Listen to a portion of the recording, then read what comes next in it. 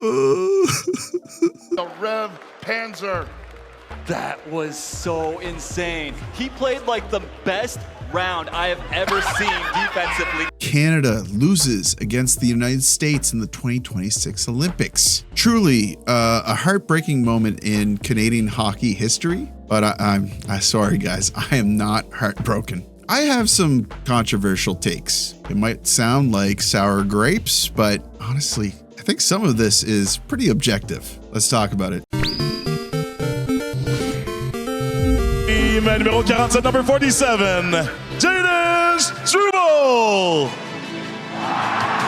That clip of Jaden Struble was from today from the Montreal Canadiens skills competition. And I'm just going to come out and say it. I thought that was more interesting than this entire Olympics tournament. Oh, Whiskey, you're just sour because Team Canada lost. Go back and watch my Team Canada videos. I've been complaining about this team the entire tournament, but I did want to kind of remain somewhat optimistic. I thought a lot of the problems of this tournament were the logistics of the tournament organizers. This is kind of a big make-do situation. Talk more about that, but first, thank you so much for your support. We've hit 22,000 subscribers. I can't believe we've done this. Just incredible numbers, and the views and everything else backing it up is soaring as well. Thank you so much, guys. I'm going to do something weird and I'm going to pat myself on the back a little bit. We've also hit over 500 videos. I've been consistent with this type of stuff. I always say that it's a community and we're working together, but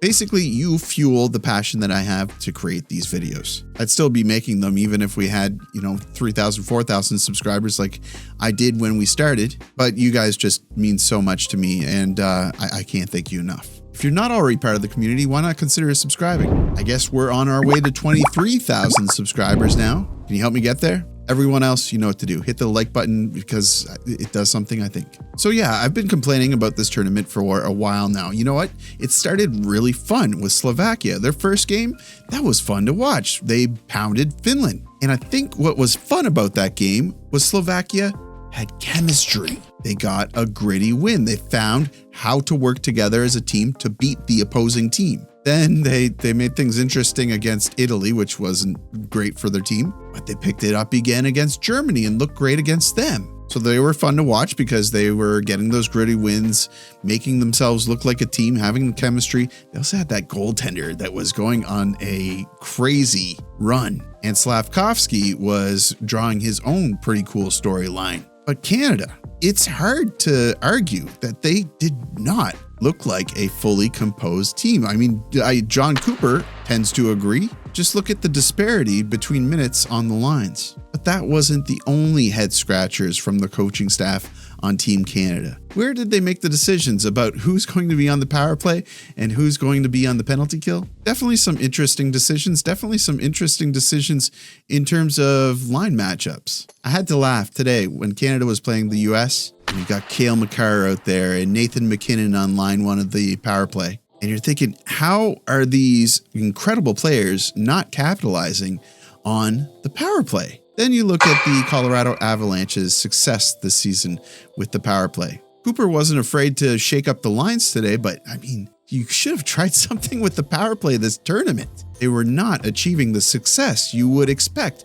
from Team Canada against the competition they were facing. Anyway, I'm getting ahead of myself. What I really wanted to get at with this point is that I don't think that any team really had a good tournament, except for Slovakia. I guess you could say that Finland came in right at expectations. But watching the US, what kind of adversity did they come up against? The very last game of the tournament, and we'll get to it, but were they the better team? I guess we'll get to that now. Let's talk about the game. Nathan MacKinnon said, "You be the judge of who was the better team today." I don't like that. I don't like that because although I think he's right, I don't like it. My point would be nothing to be sad about. First of all, it's just a hockey game at the end of the day, but no sour grapes. This was a one-game series, winner takes all. It's hockey.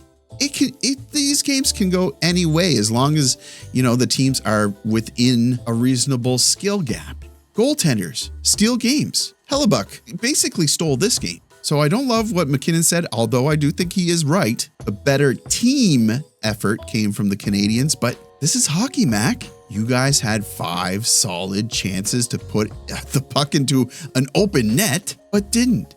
And he missed arguably the best opportunity to just put the puck in the net. I think his opportunity was worse than Taves. So that all muddies the water. Hockey is hockey. Sometimes it's a coin flip. However, you want to make it less of a coin flip by doing things like not making it 3 versus 3 in overtime. So if anything, I think that this was a failing of logistics. This was a failing of execution. The amount of time that these teams get to kind of play with each other and feel each other out, learn each other and have chemistry, it's awful. And personally, to me, I find it makes for a very bad product. So you clump all this messiness together and then add injuries in it. Yeah, injuries to insult. It's no wonder why the NHL doesn't like their players playing in the Olympics. And further to that, personally, I thought this was a little bit torturous. So sloppy, misconnected passes, just falling all over the place, thinking that your teammate is in a different place than where they actually are. Just so many details missed, and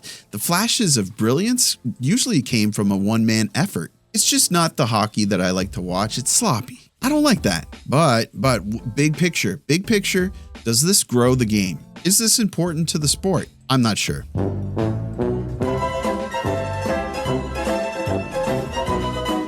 But looking at the ratings, it does kind of look like, yes, it is important. There's very encouraging numbers. I think especially for women's hockey, it went up something like 39%. That might be in Canada. So take that with a grain of salt. Now, anecdotally, asking my friends down south, what are you thinking about the Winter Olympics? A lot of them aren't watching the Winter Olympics. They're more interested in the Summer Olympics. And I think it's been that way for a long time. But even if this exposure grows the game a little bit, no matter how lame it is, I'm all for it. I know the southern markets are the juicy ones, right? The biggest areas of opportunity for growth for the NHL, for hockey, for the sport. It's a little bit of brute force by the league. I think that they're trying a lot of new things. I know a lot of people didn't like seeing certain celebrities starting to endorse hockey. In Canada, Justin Bieber became an ambassador of the sport. That was met with a lot of, I think, pretty much ignorant opinions. But it's hard to argue that this isn't a good thing.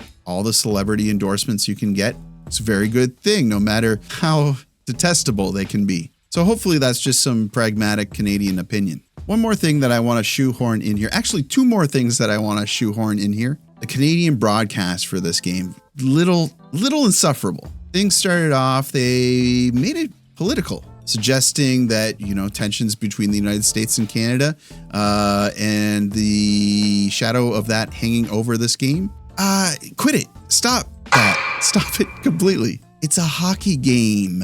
Gosh, they were acting like if Team Canada won this game, NAFTA might be recognized again. The other thing is it was a 0-0, 0-1, 1-1 game for most of the game. Pucks all over the place. Team Canada is getting tons of chances, yeah. But like I said, this was sloppy hockey. And when it would get to the panel, they would say, "This is the best hockey I've ever watched."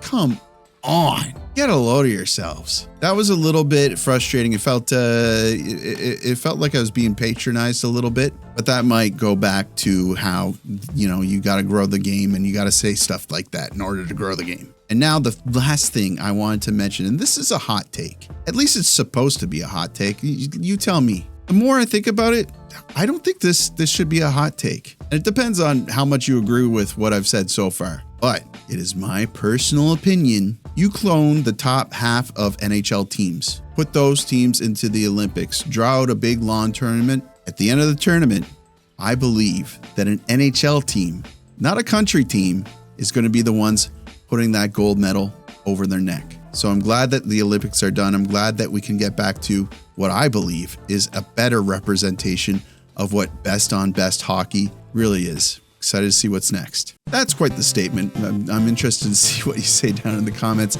You guys know what to do. Like the video. Helps me out with, I think, something probably. Subscribe if you're not already subscribed. I'd love to have you. And as always, I will see you down in the comments.